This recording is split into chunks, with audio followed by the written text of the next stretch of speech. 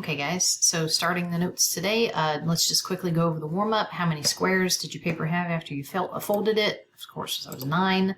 And then why do we use this paper folding technique for small pieces of evidence? Like we said, it is totally sealed, so evidence cannot fall out of it. And the other good thing is that it's very cheap. It doesn't cost hardly any money at all. And if you don't have a fancy evidence envelope, it's pretty easy to find a piece of paper to control where your evidence goes so that it doesn't fall out. Okay, so for today, we are continuing our discussion on collecting evidence. Okay, so yesterday we stopped with it was part 3, and today we are picking up on part 4. So part 4 is, let me make sure we're in the right spot. Yes, part 4. Tools, okay, so what kind of tools would a forensic scientist bring to a crime scene? Well, remember that they get sort of like a little kit that contains a lot of stuff that helps them to collect evidence. Forceps, which is just a fancy name for tweezers, is used to pick up small items. So that hair that you saw me put in the druggist fold, probably should have used some tweezers for that. Pill bottles actually work really well for small things that are needing to be contained without using an envelope. Like if an envelope is not the right type of thing, you can use a pill bottle.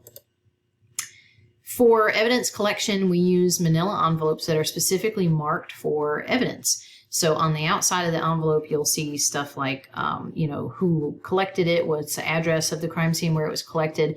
And then down here, there's a whole bunch of entry points where you can put names and dates and times. And we're going to discuss exactly what that all is in a few minutes. An ordinary mailing envelope, like a typical thing that you would get a bill in the mail, just doesn't work. The reason why is because when an envelope is produced, like on the production line, it's really like a big giant square where the corners are folded inwards, and then these corners are sort of glued down here, right? The edges, I should say, not corners, here. But see, the glue doesn't go all the way to the edge. It kind of stops right here. And when you go to lick the envelope, same thing with the glue, right? It doesn't go all the way to the corner. So it's possible that the evidence could fall out using an ordinary mailing envelope. So we definitely want to use the forensics envelopes and never a regular mailing envelope. As we said before, with the druggist fold is a great, easy, convenient way of containing evidence. This is just the directions so that you have it written down in case you ever have to do another one. So again, we folded it into thirds, then we folded it the other way into thirds. Then we tucked one edge inside of the other, and that was the hard part. And then, that's your closed container, right? Keeps the specimen from falling out. When you are packaging evidence, there are a couple of guidelines to follow. Most of it's common sense, but every once in a while you'll come across some rules that make you go, oh, that's interesting. I would not have thought that. And one of the first things that's kind of unusual is what you do with bloodstained materials. So if you have materials at a scene that's bloodstained, like let's say you've collected the suspect's shirt back at the lab, and what do you put it in, right? So for bloodstained materials, you always want to use paper. And the reason why is because if you were to put it in plastic, it's possible that the airtight nature of plastic bags could cause mold growth from the blood being wet, So we really don't want that to happen because that could break down the blood and then we wouldn't be able to analyze it as well. So we always use paper because paper is porous and air can circulate. So really what we want to do is have it dry first before we put it into any evidence container, but sometimes it's not quite there, so we want to use paper. The plastic bags have a use, okay? They can be used for pretty much anything else, just not blood-stained items. So if you, again, talking about clothing, we want to air dry them and then place them into separate paper bags. If you are dealing with debris from a fire scene, you want to use an airtight container. And the reason why is because if you are dealing with volatile residues, they can evaporate, and you don't want that to happen. So you don't want your evidence of an accelerant being used to just evaporate into thin air, and then you don't have that evidence. So a new paint can makes a great evidence container for arson. And you will often see this in TV shows. They've actually done a pretty good job of using the right containers when it comes to them picking up evidence. If you ever want to know more about evidence collection, it's in your textbook, and your textbook is extensive. There are several pages here that basically anything at all that you could think of that would be a form of evidence that you want to know what kind of container it goes in, it's in this appendix. So I will post these pages for you to Canvas in case you want to take a look at it. All right, real quick, self-check questions. Why should we never use an ordinary mailing envelope? That is, of course, because they have unsealed corners, and that could be a big issue. New paint can would be good for what kind of evidence, and that would be evidence from what we suspect to be an arson or some other kind of, burned situation. So, like, let's say we found a car on fire and we wanted to know, did somebody set this intentionally, or was it just an accident, like some kind of electrical thing? Then that's what we would do. All right. When you are dealing with evidence, it is very important that you maintain the chain of custody. So chain of custody is essentially exactly what it sounds like. It's a list of all the people that have ever come into possession of the evidence.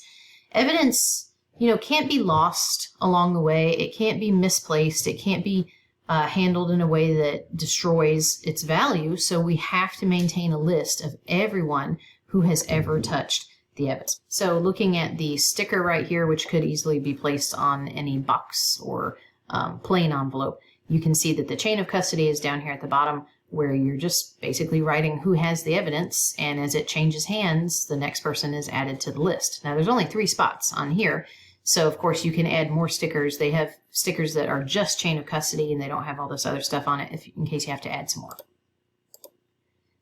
So there's your definition of chain of custody, just a list of all the people that came into possession of the evidence. All right, move myself back there. So if you're dealing with how evidence has been handled along the way, you want to make sure that you are recording the location of the evidence, you're marking it for identification, and then you're completing your evidence submission forms. So we're going to look at all 3 of those things in just a moment. The reason why we do these things is because every single person that handles the evidence must be accounted for. And this is everybody from the very first person that puts it into whatever container it goes into, to the person that brings it back to the lab, right? The actual, driver, the person that receives it at the lab, the person that analyzes it at the lab, the person that takes it into storage after it's been analyzed for storage there at the police facility, usually. And then also when it goes to court, somebody has to be responsible for where it is at all times, even when it's being presented at the trial. And then even after the trial, it has to have a chain of custody showing where it went after that. So did it go back into police storage or whatever else? Because you just never know. In an appeal, evidence may need to be rehandled at some point, and it could be years later. So we want to make sure that at no point can a defense attorney jump in and say, oh, well, we don't know where this evidence was for X amount of hours or days. So your integrity, again, as we've mentioned several times, is extremely important in forensic science. Like, you have to dot every I, cross every T, right? So how do you mark evidence? Well, there's several different ways that you can mark evidence. The evidence itself should actually be marked. And that seems kind of counterintuitive, because you would think, oh, we're putting our initials on like a handgun or something. Yes, you actually do need to do that. And of course, you would mark it after certain things have been looked for. So if you are dealing with trying to find some fingerprints or something like that, clearly you would not want to put your initials in anywhere that would be likely to contain fingerprint evidence. Same thing if you're looking for blood on an item. So you want to kind of pick a inconspicuous spot on the item and actually engrave your initials into the item. Of course, if your item is very small, that's impossible, and that's why we have all of those little envelopes and pill bottles and boxes and things like that. So if you have evidence that's got sort of a hole in it somewhere, you can tag evidence just like you would tag like a item that you would buy at a store. You could run the little tag through the hole. So the trigger pull of a gun would be a good example of that. You can also tag clothing the same way they tag clothing in stores with one of those little tag guns. Same deal. And then, of course, anything that's sealed up in a container, you're going to mark directly on the container as much as you possibly can as far as, details about the evidence. Okay. Now, you should have your initials, the location of where the evidence was collected, and the collection date put onto the evidence, either on the label or on the evidence itself. So once it's turned over to the next individual, there's a lot of notes and other things that kind of go along with evidence as it travels from person to person. In this picture here, we can see that this man is testifying about whatever is in this envelope, which can't really tell, but it's probably some sort of letter because it's in a large letter-shaped evidence container. You can also see this red tape right here. What that means is that this envelope has been opened and sealed a couple of times. So this letter has probably been processed maybe for fingerprints and then also for ink analysis, paper analysis, whatever else you could do to that document. And each time it's handled by someone, not only do they add their name to the chain of custody, they also seal the envelope back up. So this red evidence tape, you'll see that a lot in evidence handling. Okay. And then, of course, you do have to testify in court as to not only the details of the item, but who had it at all times. Now, keeping a chain of custody to a minimum is very important. You want to have probably no more than 5 or 6 individuals at the max handling your evidence. The more people that handle the evidence, the more likely it is to be lost or broken or, destroyed in some way. So you want to keep the chain of custody to a very minimum number. All right, we have a couple of self-check questions. Can you put a label directly on evidence? Yes, you can. Of course, you would want to make sure that circumstances allow it for that particular type of evidence. All right, so we're going to take a little break now. If you have the paper fun sheet, looks like this crossword puzzle, the ones that are circled down in the bottom, the across and the down clues, you can answer now. If you are doing the digital version, which is on the crosswordlabs.com website, which I'm sure you've seen at this point, those numbers are different because anytime you generate a crossword puzzle, the clues kind of get messed up.